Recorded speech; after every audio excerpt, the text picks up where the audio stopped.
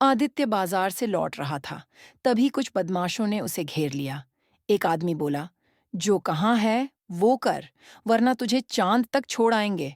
आदित्य घबराया नहीं, बोला, चांद पर तो ऑक्सीजन नहीं होती, तुम्हें वहां सांस कैसे आएगी? यह सुनकर बदमाश थोड़ी देर के लिए सोच में पड़ गए, लेकिन फिर उसे पीटकर उसकी सारी कमाई छीन ली। उधर राजमहल में राजा अपनी प्रजा की भलाई के बारे में सोच रहे थे। मंत्री देवराज ने सुझाव दिया, टैक्स बढ़ा दीजिए, खजाना खाली हो रहा है। लेकिन राजा ने मना कर दिया।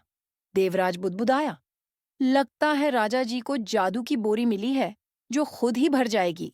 बाजार में ही एक और घटना घटी। मछली बेचने वाले रामू को मंत्री के आदेश पर दुकान बंद करने को कहा गया।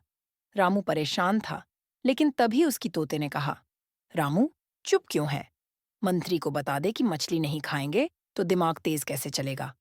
यह सुनकर लोग हंसने लगे, लेकिन मंत्री का गुस्सा 7वें आसमान पर था। इधर नंदलाल जबरन लोगों से पैसे वसूल रहा था। परेशान लोग उसकी पत्नी पूजा के पास मदद मांगने पहुंचे। पूजा ने उसे समझाया, लेकिन नंदलाल गुस्से में चिल्लाया, मेरे नाम का मतलब ही आनंद और धन है, और मैं यही कर रहा हूं। पूजा बोली, हाँ, लेकिन तेरे नाम में लाल भी है, इसीलिए तुझे लालच छोड़ना पड़ेगा। राजमहल में एक बड़ी साजिश चल रही थी।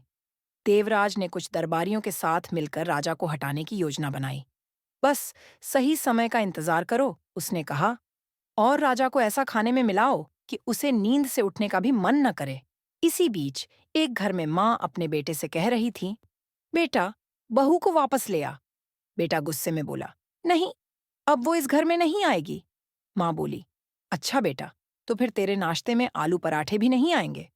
बेटा 1 सेकंड में पिघल गया, अच्छा माँ, मैं कल ही उसे लेने चला जाऊंगा। राज्य में हलचल मची थी। कोई ताकत के लिए लड़ रहा था, कोई पैसे के लिए, और कोई अपने रिश्ते बचाने के लिए। लेकिन सबको पता था, जल्द ही कुछ बड़ा और मजेदार होने वाला था।